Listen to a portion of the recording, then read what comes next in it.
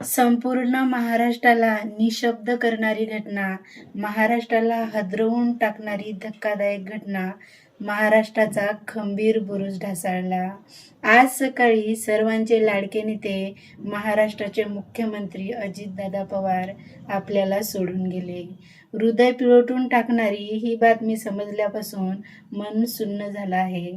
दादा, हा रुबाब आणि हा दरारा पुन्हा होणे नाही. आज अजितदादा पवार यांच्या विमानाचा लँडिंग दरम्यान अपघात झाला आणि त्या अपघातातच आपल्याला महाराष्ट्राचे लाडके नेते अजितदादा पवार हे सोडून गेले. दादा, तुमचं नाव हे नेहमीच महाराष्ट्रातील प्रत्येक व्यक्तीच्या मनावर कोरलेलं आहे आणि कोरलेलं कधीच पुसता येत नाही. सगळ्यांना नुकसान भरपाई देणारा दादा आज सगळ्यांचं सगळ्यात जास्त नुकसान करून गेला.